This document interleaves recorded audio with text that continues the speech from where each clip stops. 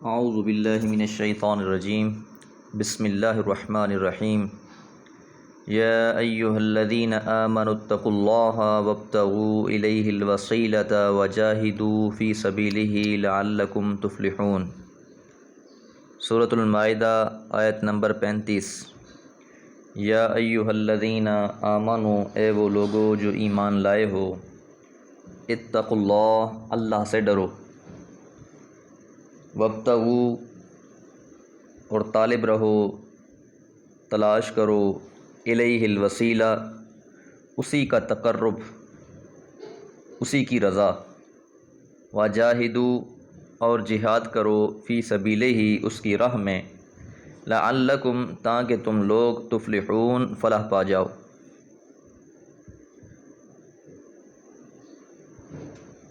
یعنی اللہ تعالیٰ کی اطاعت میں جو نیکی کرو وہ قبول ہے، کیونکہ اللہ تعالیٰ کے قرب کے حصول کے لیے اب رسول اللہ صلی اللہ علیہ وسلم کی اطاعت کے سوا کوئی اور وسیلہ نہیں ہے۔ اللہ تعالیٰ نے وسائل بیان فرما دیے کہ کس طریقے سے اللہ تعالیٰ کی قربت تلاش کی جائے، کس طریقے سے اللہ تعالیٰ کو راضی کیا جائے، کس طریقے سے اللہ کا تقوی اختیار کیا جائے۔ تو وابتغوا الیہ الوسیلہ کے معنی قربت کے ہیں۔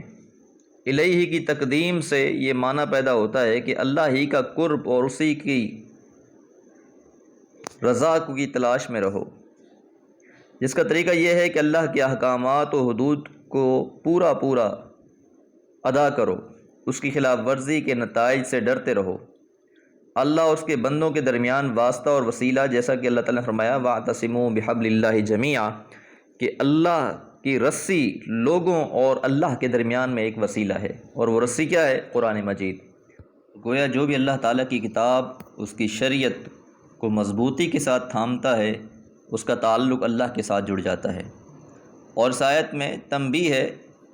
کہ جن لوگوں نے اللہ کو اور اس کی شریعت سے بے پرواہ ہو کر دوسروں کو تقرب کا ذریعہ بنا لیا ہے اور اپنی نجات کا ضامن سمجھ بیٹھے ہیں، وہ بڑی غلط فہمیوں میں مبتلا ہو چکے ہیں۔ فوز و فلاح کے لیے، کامیابی کے لیے اللہ ہی کا ڈر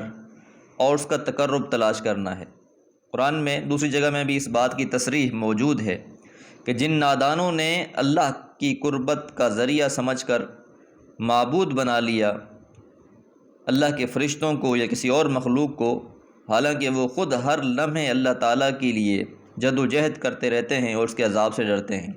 جس طرح سورہ بنی اسرائیل میں اولئک الذین یدعون یبتغون الی ربہم الوسیلۃ ایہم اقرب ویرجون رحمتہ ویخافون عذابہ ان عذاب ربک کان محذورا،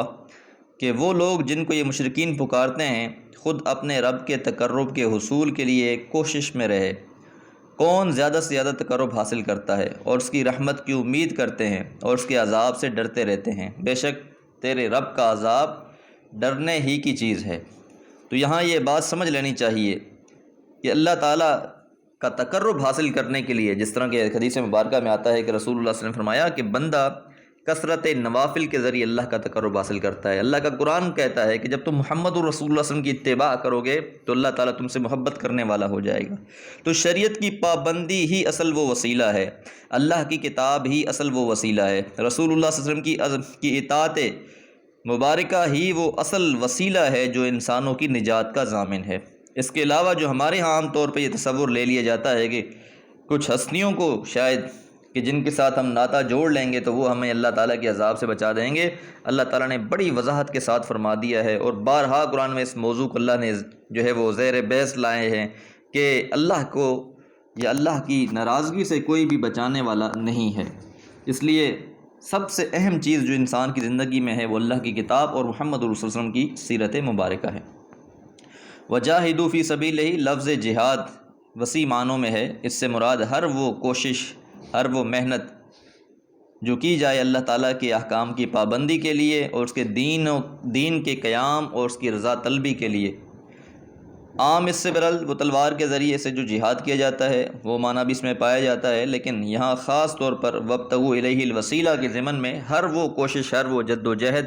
جو اللہ کی رضا کے لیے کی جائے گی اور صحیح راست پر ہوتے ہوئے کی جائے گی، وہ مراد ہے۔ اور پھر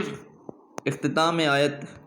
لعلکم تفلحون سے یہود کو اپنے نسب پر فخر تھا، وہ اس خوش فہمی میں ہر قسم کے جرائم کا ارتکاب کرتے رہتے تھے اور اپنے آپ کو اللہ کا محبوب سمجھتے تھے، جیسا کہ اوپر کی آیت میں بھی گزر چکا ہے۔ اب اس آیت میں مسلمانوں کو تعلیم دی گئی ہے کہ تم اگرچہ بہت بہتر امت ہو اور تمہارے نبی صلی اللہ علیہ وسلم سب سے افضل ہیں، مگر تمہیں چاہیے کہ نیک اعمال کے ذریعے اللہ تعالیٰ کا قرب حاصل کرنے کی کوشش کرو اور اللہ تعالیٰ کی راہ میں جہاد کرو تاکہ آخرت میں فلاح پا سکو۔ اسی طرح ایک صحابی رسول صلی اللہ علیہ وسلم جو آپ کی خدمت کیا کرتے تھے، وہ آپ کی خدمت میں حاضر ہوئے تو آپ صلی اللہ علیہ وسلم ان سے خوش ہوئے اور آپ نے فرمایا کہ مانگو، مجھ سے کیا مانگتے ہو؟ اس نے کہا اللہ کے پیغمبر، میں جنت میں آپ کا قرب چاہتا ہوں، یعنی جنت میں آپ کا ہمسائیگی، آپ کا پڑوس چاہتا ہوں۔ تو نبی مہربان صلی اللہ علیہ وسلم نے فرمایا کچھ اور مانگو۔ اس نے کہا اللہ کے پیغمبر میں یہی چاہتا ہوں۔ تو آپ نے فرمایا پھر کثرت نوافل کے ساتھ میری مدد کر، یعنی پھر اللہ کو راضی کرنے کی کوشش کر تاکہ اللہ تعالیٰ تمہیں میرا پڑوس نصیب کرے۔ اللہ سے دعا ہے اللہ تعالیٰ قرآن فہمی کی توفیق عطا فرمائے اور اس کے مطابق ہمیں زندگی گزارنے کی توفیق عطا فرمائے۔ وما علیہ الا البلاغ۔